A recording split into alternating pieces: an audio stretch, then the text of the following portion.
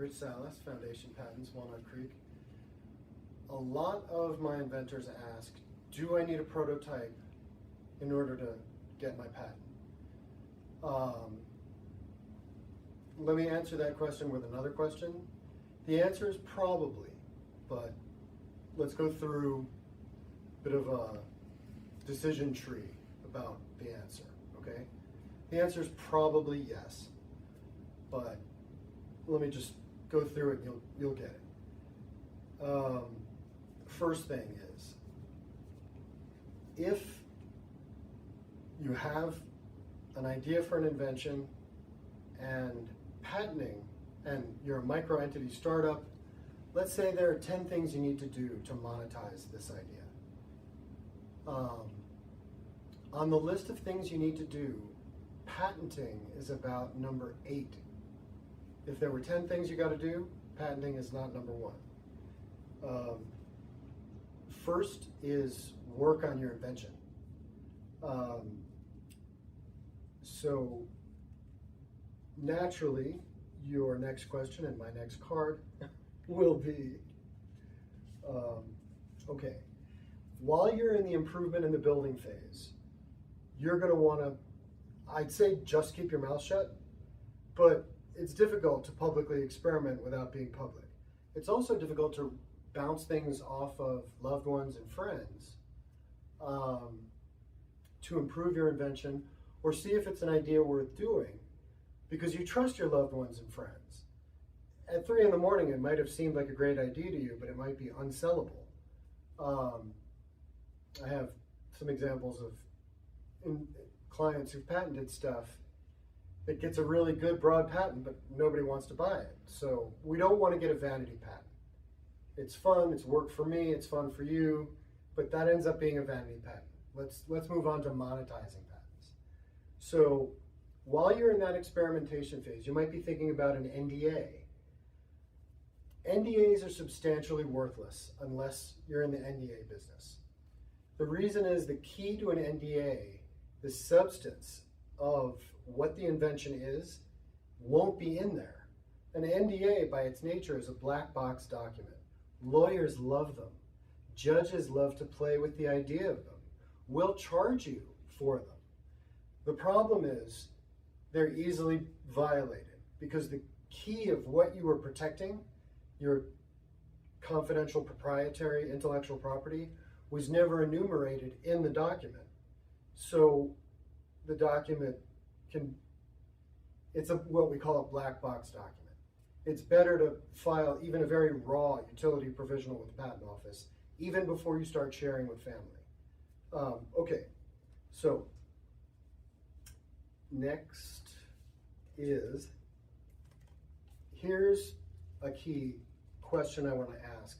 In answering the question, do I need a prototype to get my patent? Who are you? What I mean by that is, are you a builder or do you enjoy the patent game?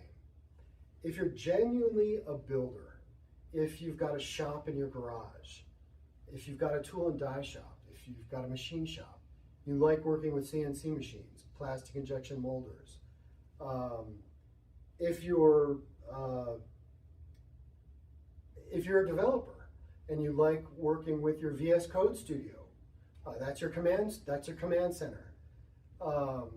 You enjoy doing vector work and making CADs with SolidWorks 3D Max, configuring it for your 3D printer, for your injection molder, then make the prototype. I'll explain why it's good. Better than just having CADs.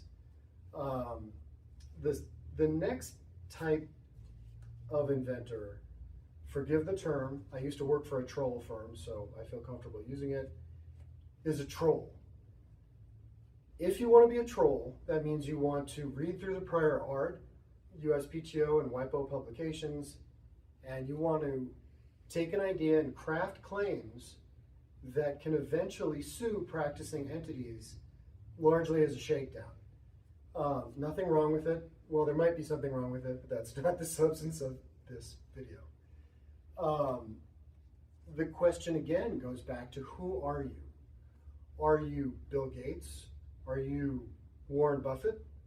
Are you Baron von Rothschild?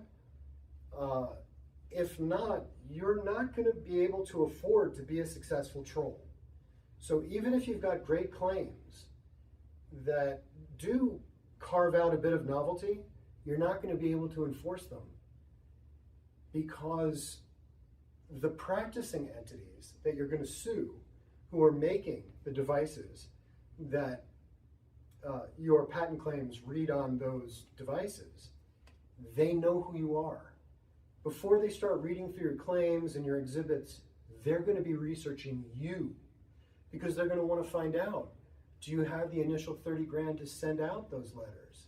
Do you have the 300 grand to get through discovery and hiring experts to do reports?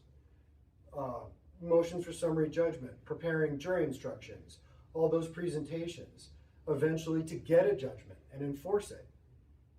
If you can't afford to do that, they know that already, and they're going to circular file your cease and desist letter. Or if it becomes annoying and they're a little scared, they might hire an attorney to, file a response, which in a nutshell says, we're not infringing, and by the way, your patents are invalid, and by the way, you're infringing us. So that's the customary response to a cease and desist. So unless you have that kind of money to make that game work for you, don't try to be a patent troll.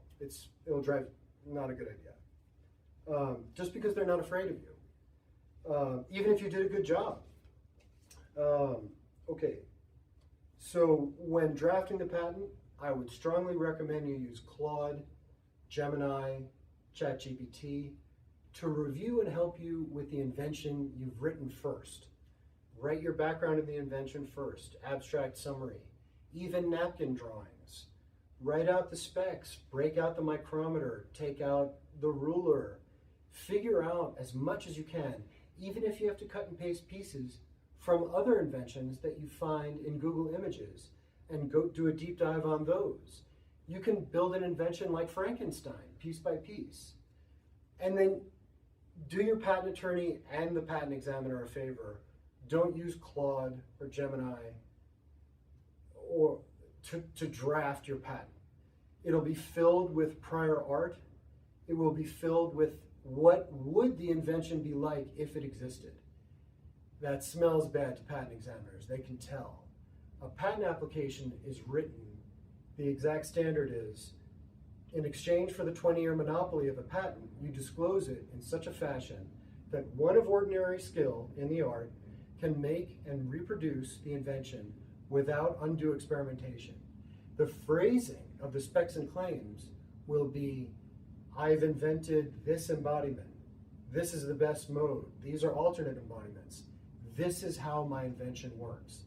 It's not drafted, this is how the invention might work. And the claims don't have a bunch of or in them to avoid prior art and to build Marcouche claims and stuff like that. Unfortunately, that's what AI is doing. It's going to give you an overview of what a patent might look like in that area. It's okay for editing. It's not good for drafting. Okay, when you've got your prototype, let's say you've made one, you had fun with it.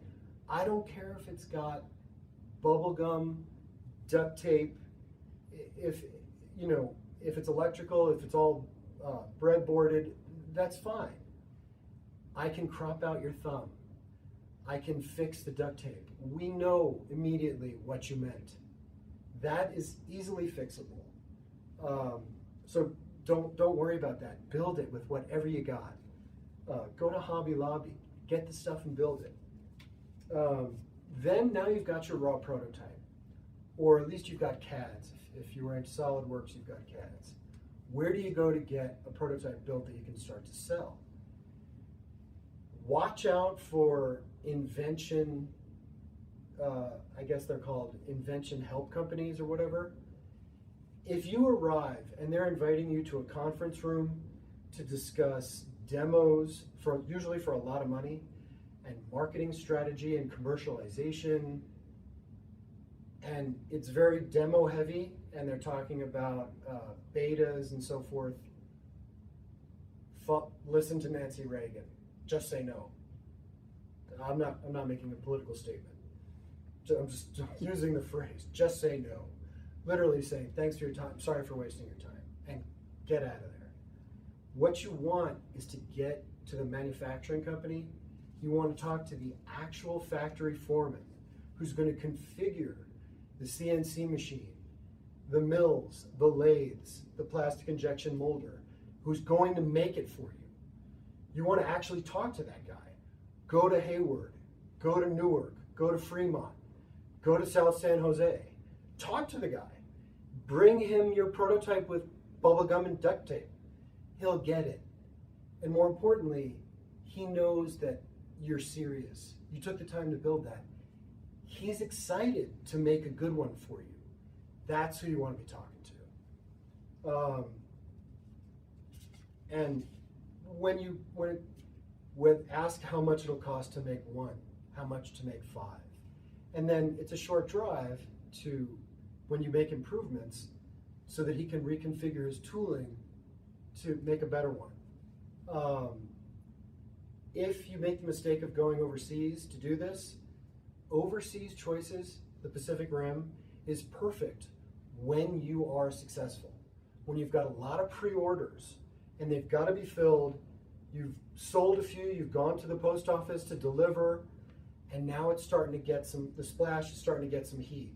Now you're scaling up and you got to make a lot of them.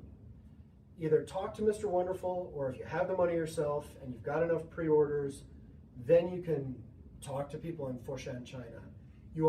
They actually do respect our own, contrary to stereotypical beliefs. You can file a Chinese patent, or a WIPO publication will protect you perfectly.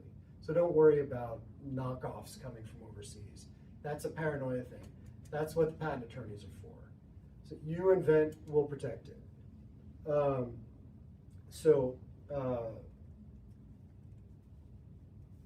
That is, the last thing I can say is just about the philosophy as you approach this. From the moment you start dreaming of your idea, let's say it's the better mousetrap. If you find yourself not waking up every morning dreaming about better mousetraps, maybe go drink water. This might not be for you. If you become obsessed with the better mousetrap and you're doing deep dives into your competitors, finding out who your competitors' factories are, what their marketing style is, and you know that your invention has at least one key point of novelty that's going to make your mousetrap a better seller than anybody in the market, then you are in the right place, and do it. Happy inventing. Rich Salas, Foundation Patents, Walnut Creek. Have a good one.